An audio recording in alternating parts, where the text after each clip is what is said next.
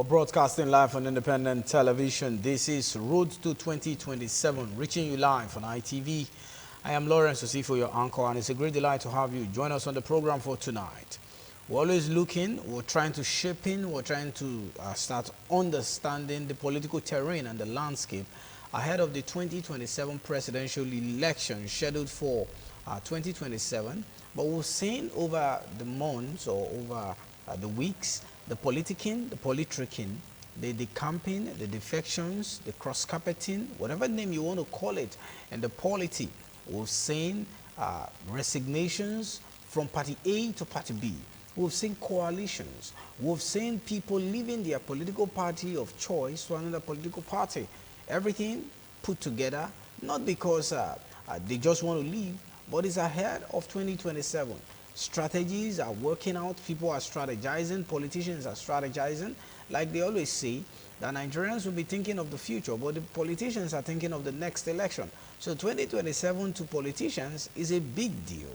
But to the average Nigerian, they just want to have food on their table. But to the politicians, that is not it. They are looking towards the next election. But the next election, the next general election, is scheduled for 2027.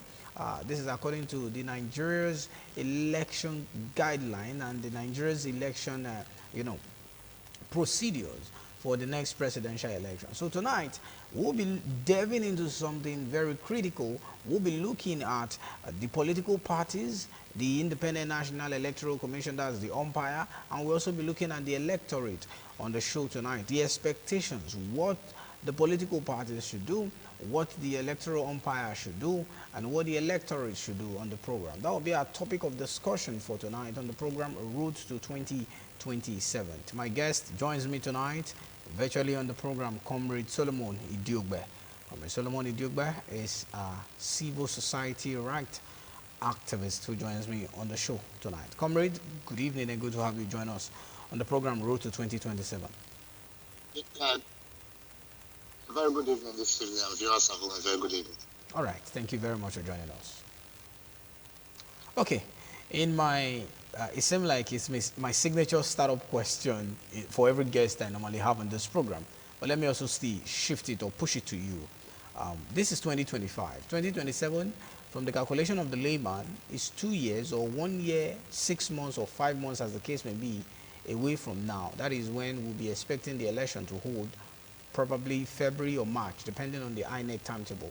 Now, the government in power, the All Progressive Congress, APC, seem to have left governance and be talking politics.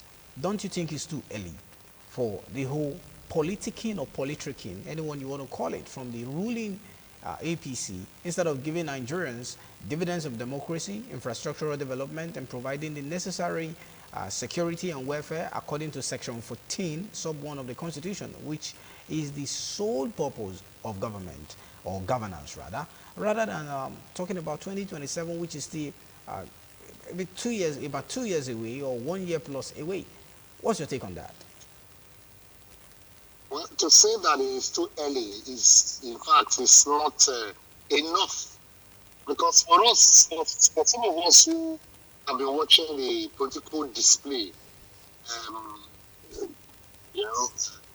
one fella referred to as demonstration of praise, it is clear that the government of the Federal Republic of Nigeria do not have a calendar containing 2026. So their calendar only contains 2027. It's just 2025 and then jump to 2027. And that's part of the problem. And I wonder why we still, if we still have an electoral body. Because I do not think that any political party have the authority of the electoral body to start campaigning 2 years before the campaigns. So for me, it is just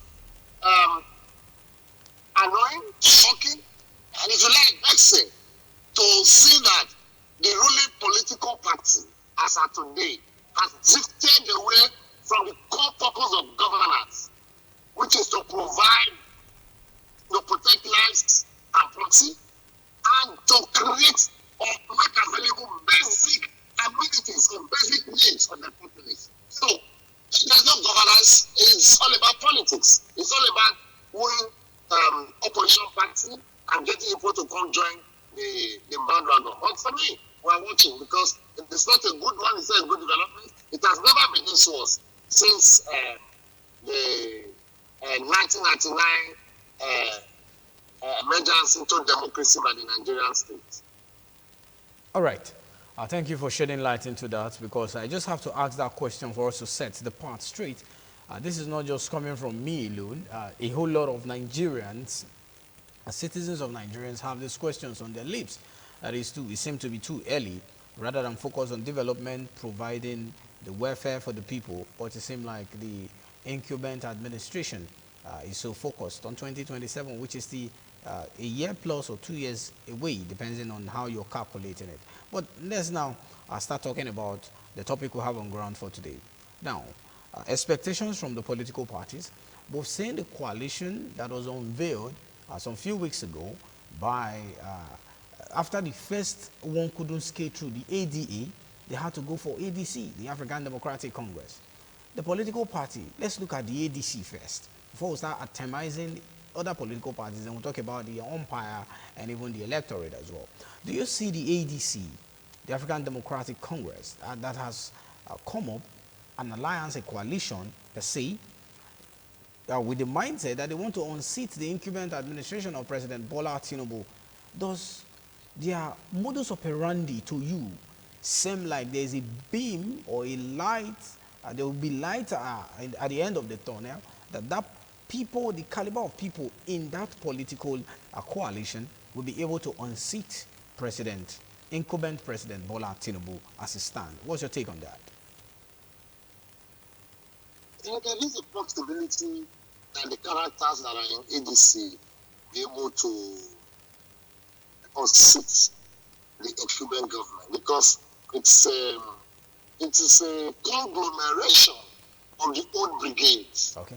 And unfortunately, the current president of the Republic of Nigeria, President Bola Ahmed Tinubu, is the general of the old brigade. So they're having the likes of Atiku Abubakar, Rufai, all whatnot, the likes of former Senate President David Mark, Odigio Yegu, and all that political bigwigs you can mention. Is enough to say that ADC is well furnished. But the question we should ask again, is the ADC as furnished or well furnished as in the modern day for obtainable political arrangement as it is in the modern day? Therefore, if we ask that question, I'm sure many will say no, because the ADC that we know today is a conglomeration of the old brigades. The only person that seems to have the consciousness and the support of the new generation is the person of Peter Obi, but that's another story for another day. But however, I wish to say this clearly, that there's a possibility if the ADC knows exactly what they are doing. If the ADC will not go back and bring those that will not give them the opportunity to do the right thing. Because a lot of Nigerians have lost confidence in this old general. And so they have a choice, and they have a candidate among them, or a member of the ADC among them now, that seems to have an organic support. So if they've told that line and are able to do the right arithmetical political calculations, they may be able to unseat the incumbent. But they wish to go in the old way, where those who have had them, their political parties in their jugular, still wants to walk straight in the NDC, ADC will not be an option. So what I've said is that coalition or another alternative is the way to go for 2027. Okay. I have to draw a question from your statement. If the ADC knows what they are doing, now talking about what they are doing, how should they know what they are doing? How do we define what they are doing? from what they are doing. I don't know if you understand the structure of that question, because you made mention of if the ADC knows what they are doing. Because with the caliber of people we have there, former Vice President Alhaji Atiku Abubakar, who has officially resigned from the opposition People's Democratic Party, the like of the former Senate President David Mark, the like of the former two-time Rivers State Governor Rotimi Amechi, the like of former Governor of Kaduna State Nasiru El-Rufai, the likes of former two-time Governor of Anambra State and the flag bearer of the Labour Party in 2023 presidential election, Peter Obi, and a whole lot of political big wings that we've seen that have put up that coalition together, not a merger now, but a coalition. So you talked about knowing what they are doing. What should we really define, or what should we explain as really knowing what they are doing? Let's get that a bit straight this evening. Well, let me put it in perspective. Yeah. If few of us have great feelings over the generals that gathered to break up the ADC, as much as many of us are not at all satisfied with the governance system of the incumbent government of the President of Nigeria, as well as Ahmed Bola Tinubu, who does not believe that 2026 exists, or only 2027, who is in the habit of, seducing governors from opposition party to joining his political party. As much as I'm not at all with the scheming that they are doing, some of us are also satisfied with the kind of all the generals and the army that is also gathering. And not just because of the leaders is okay. It goes to show that they have political weight. They know the game. They understand the game. They know the pitfall. They know how to avoid the mistakes. But when they full NDC, not engaged in commerce, in political selfishness, because over time, I've seen the major person talking recently, like the PDP, was for instance, an article on PDP by John on the Jugular. And then the likes of the Labour Party, the national chairman, who is also my lawyer, and overcome also taking charge of the Labour Party, and they've been having issues. So, if the people in the ADC understand what the generation needs, because what we see about the APC today, as led by Bola Ahmed Tinubu, is about the next election. They are not interested in the next generation. But if the NDC understands what the next generation needs, the candidates perhaps who had an organic support from the people, is brought into fact as their candidates. That will give them, a different narrative. But if you go back, because they are brigade of the old general, and you want to go back to the gift of the old general, I want to use them as one of the flag bearer. It will still be the old way, because you cannot do the same thing the same way and expect a different result. That's what I think is the new what they are doing, what they should be doing. They should not go in the usual way, because if you take the same routes, 1,000 times, be rest assured that route is still going to lead you to the same old destination. And so, they should do it the way of the Chinese proverb that says that if you are going 1,000,000 miles and you are going 1,000 miles, and you realize that you are not going the right way, it is better you go back to the beginning to take the right step that you should take. So if the NDC understands this in this political move for 2027, that it is not just about the next election, it's about the next generation, it's about the stopping of the people, it's about the liberation of Nigerians, it's about putting an end to the laterals of government, it's about bringing a gap between the government and the government, it's about, creating trust between the people and the government, then they can stand. But the thing is that old way of trying to bring, flag bearer, and I know where the flag bearer, they may never get it. It may still end in the old way the other political parties ended. Okay. We're still looking at the political parties now before we now talk about the electoral umpire and the electorate. The incumbent All Progressive Congress, APC, under the administration and leadership of Asiwaju Ahmed Bola Tinubu, Do you feel that they've done enough to deserve the people's re-election come 2027? We've seen how the economy, for some persons, have said that the economy has crumbled more since May 29th, 2023, that Bola Tinubu took office. People have said families can no longer feed 3 square meals a day, no thanks to this administration. People have said Nigerians can no longer buy fuel that used to be something of as low as 119 naira per liter, no thanks to the removal of fuel subsidy. Let's not talk about the exchange rate unification, which has seen our dollar, our naira weaken so much, and the dollar, has swallowed the naira, not just the dollar, other foreign currencies. In your own perspective as a civil rights activist that you are, a civil society activist that you are, you meet with the people on the street on a daily basis. From what you hear the people say, do you think this administration have done enough or close to enough to really seek the people's attention again, or to want to meet the electorate to now tell them, oh, we need your vote again come 2027? Your take?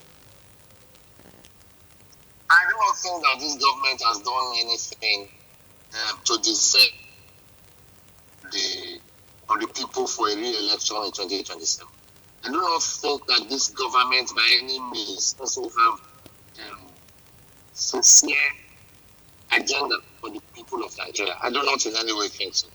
Well, that you may say, but I can also tell you that's a general opinion. Just to say that we do not believe in the government of the current political party, because the agenda with which they came, or the matter with which they came, renewed hope, has actually not been able to renew the hopes. Instead, that failed the hopes of the Nigerian people. Now, for instance, the minimum wage for an average Nigerian worker, take a Nigerian worker home. No, is the answer. And so, if you look at it, the cost of living in Nigeria is costing the lives of the women in Nigeria. So, I do not think that there's anything, and like I said, I do not think, I think there's also a general opinion that this government has done anything, because when you talk about foreign, before how much was the dollar to the naira? It was less than 1,000 naira. Now we're battling between 1,500 to almost 1,700 naira. The way it fluctuates for a dollar. How much are we? We less than 200 naira per liter. But now we're buying now between 930 to 1,000 naira per liter. And you think that's a good economic development or blessing for Nigerians to think that the Nigerian government has done well? Or you want to talk about insecurity that has taken too many nights?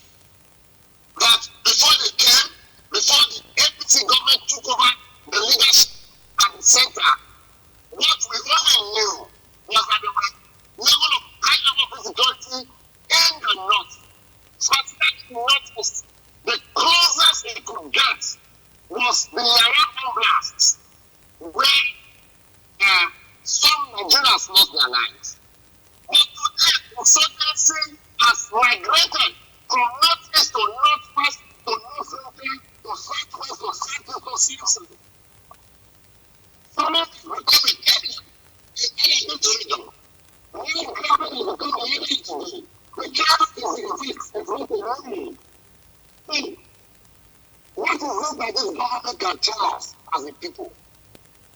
That they are doing, that we give a guarantee to say, for instance, that there is a need to renew the agenda. Because it's a simple scheme that they are thinking about a renewal. What's good? The government can barely think once a day. So, that's part of the sectors. But again, with the political senator that's still at the other end, if they bring those same characters, for instance, we know the antecedents is the developer was Senate president, don't do respect to him. Around $1, why he was even sharing the political party, the APC. We know what David. Why there were even classes between the APC PDP. It was in APC supporting the PDP government. When the last government of the Obaseki was here. So, I mean, I don't want to take up the individuals and start trying to extract them. But the game is enough to say that we have one generation who understand the what they don't know how to do the Gugu kind of thing, you know, so that the deceiver cannot defeat the deceiver. That's what we refer to usually as a tuna cannot tuna tuna. But if the government is trying to recreate as far because that is the nature, they come back to reincarnate themselves. If they come back with that same mindset, they may never be able to remove the current leadership or governance, leadership of the APC leading the Nigerian state. So, for me, I think that it is time to look inward. Okay. Answering your question, there is nothing to show that there is even hope, not to talk of renewing hope. Okay. So, comrade, one more question from the political angle before we now delve into the electoral umpire, INEC, the police, all put together. We've talked about the coalition, the ADC. We've talked about the ruling incumbent or Progressive Congress. Let's now look at one or two other political parties, the Labour Party, the People's Democratic Party, the PDP. It seems like the crisis that have rocked these two parties lately will be a very big barrier for them in terms of feeding candidates, or even if they have candidates when the time eventually comes, there will be divisions. We've seen, they will say, the hands of Esau and the voice of Jacob, or the voice of Jacob or the hands of Esau, depends on how you're seeing it. The like of someone like the Minister of the Federal Capital Territory, Nyesom Wike, who said he remains in the PDP, but he's working for the APC's government. So let's look at the Labour Party and the PDP. Do you foresee any chances for them to likely emerge, even if they have a very good candidate that will be their flag bearer? Do you foresee an opportunity for them, coupled with the crisis that have rocked these two political parties of lately? We've seen the faction, the Abure faction, the Apapa faction. We've seen the factions also in the PDP as well. Your take?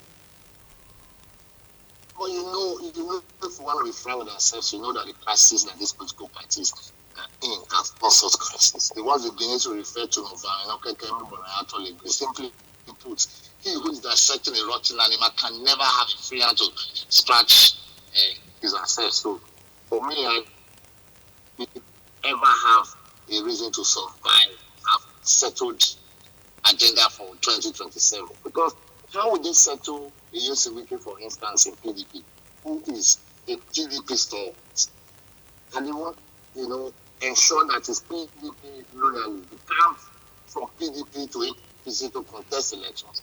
Who, for instance, created crisis in Rivers State, gave them a sole administrator, gave them a condition hiding under the current leadership of the APC as headed by Bola Ahmed Tinubu, who had a meeting with them and then gave conditions upon which settlements should be made. And rumors have it that the sole administrator in Rivers State is a close friend of Nyesom Wike. And then the conditions of settlement is also favorable to which I read on some of the media handles a few days ago that those who have local government elections in Rivers State are those who were former Nyesom Wike's local government chairmen. So it could be part of the arrangement that the embattled, the still embattled Fubara should not produce any local government chairman. If he's not producing local government, commission commissioner does not want the assembly. It's like a castrated politician like that. So it is in the Labour Party. When you have an Abure and the local one, and then you have them having to quarrel amongst themselves, whereas there's somebody hiding somewhere, you know, like the voice of Jacob and the kind of Esau, you know. So the point is, I am not sure, and I can tell you, there's no 2026 again as far as the APC is concerned, there's a 2027. We'll still get to 2027 after about 12 months from now. We'll be able to get to. You will see that the crisis rocking these political parties. They've also started trying to put hand.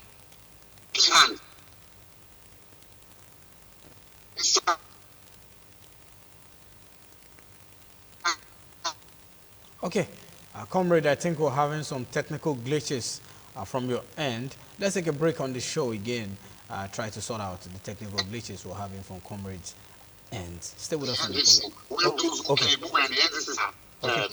Okay. So, if they do not, track carefully, they may not survive. They may not survive in 2027. Okay. That's my take. All right. Okay, now let's now go to the electoral umpire. The Independent National Electoral Commission, INEC, is the only sole recognized by law body to conduct federal and state election in Nigeria. But over the years, it seems the people have lost confidence in the Independent National Electoral Commission. Some persons from different quarters will tell you the Independent National Electoral Commission is not really independent. They are dependent on the executive. Reasons being that it is the executive who appoints the chairman of INEC. It is the executive who releases funds for them to conduct election. It is the executive who give them logistics. If you even see the description on the plate numbers of their vehicle, it's written presidency.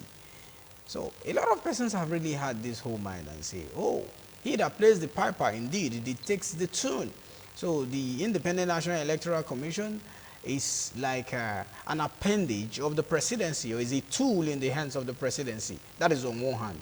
Then talking about other players in the election, on Nigeria's election, like the police, the DSS, they are all controlled by the executive. We don't have state police yet, and we don't even know if that will even come up anytime soon, even if we do. Now, it seems like all the umpires that are involved in election are being controlled by the executive. So any incumbent administration have control over INEC, the police, the security agencies.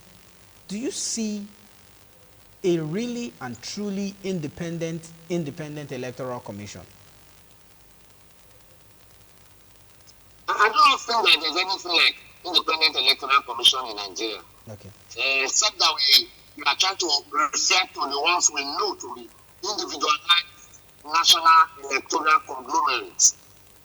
That's another name you are bringing now. We don't have that in Nigeria. Yes, it's an individualized national electoral conglomerate. Okay. The conglomerate, I can an independent electoral commission have carry members of control parties as commissioners of an electoral body. We're supposed to be on there. So it's just like when you come to tell me that we have independent judiciary, that the legislative is independent of the executive. We'll tell you no. That we have an executive arm of government that is having the legislative arm of government that's, that the judiciary is Atosha. And the commissioner, or if you look at supposedly electoral body, then you cannot also tell me that you have independence between the judicial, the legislative, and the executive. Because I wonder how they show their independence when there is an executive that they are supposed to monitor, observe and ensure that they don't do anything outside the law.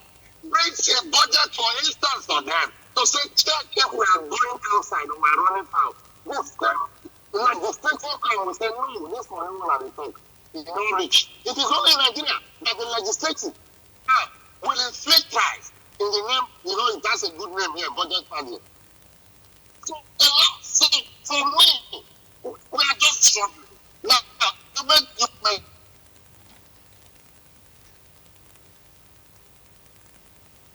All right, comrade, I don't know. Your network seems to be a kind of acting up tonight, but we'll continue to see how we'll be able to sustain this conversation before. Who controls? Who is the leader of the police, federal government. Which one federal government? Can order the arrest.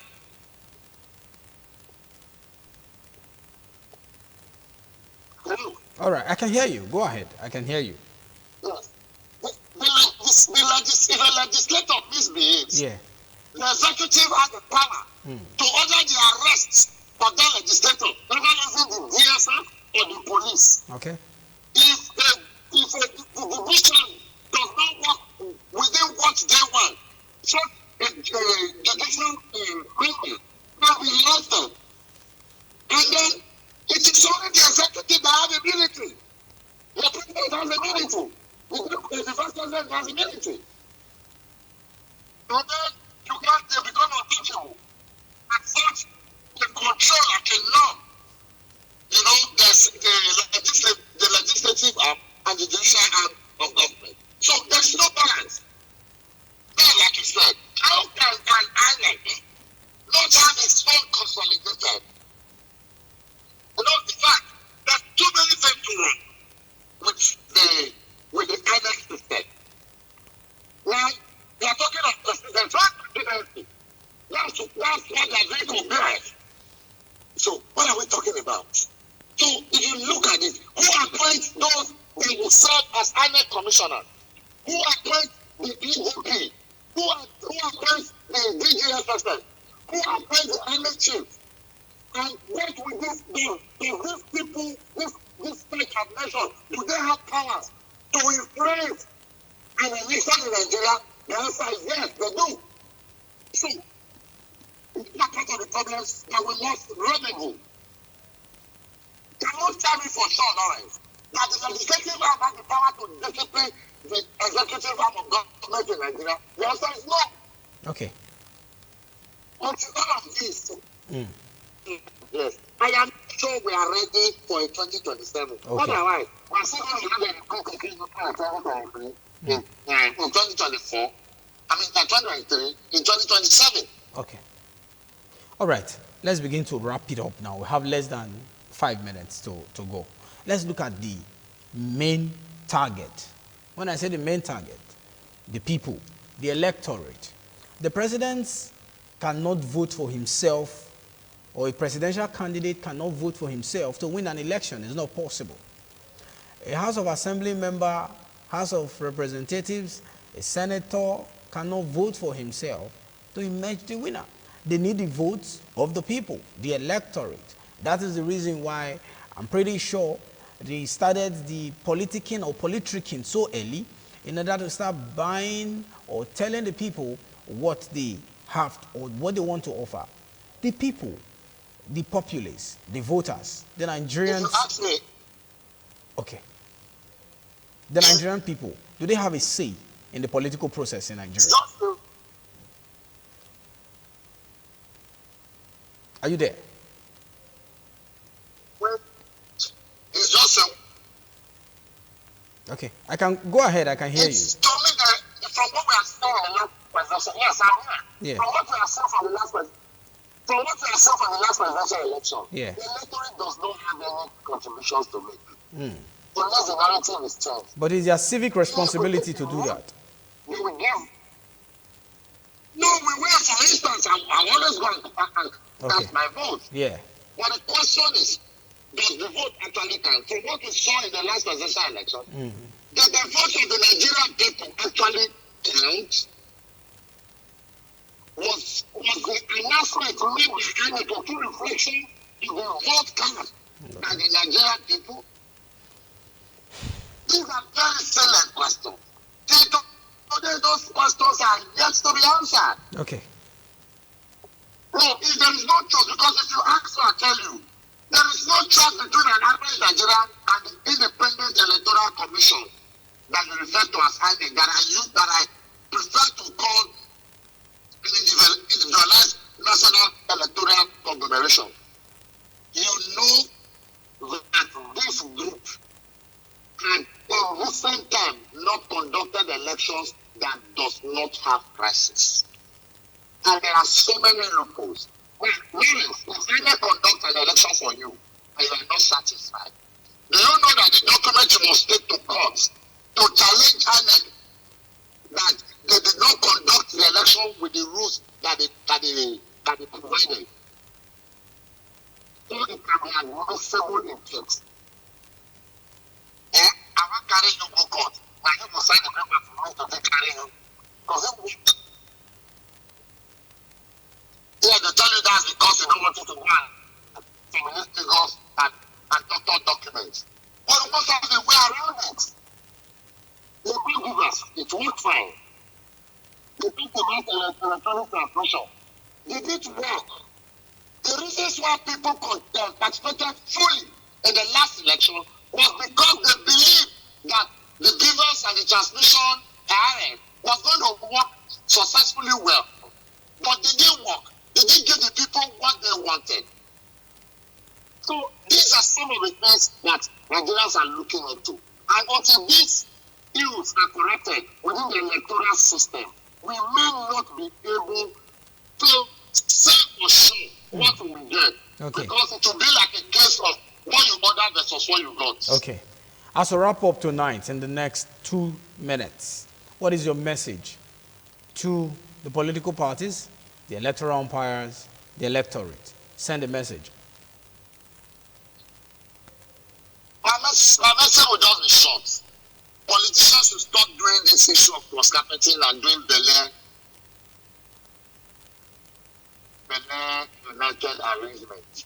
That it is only said.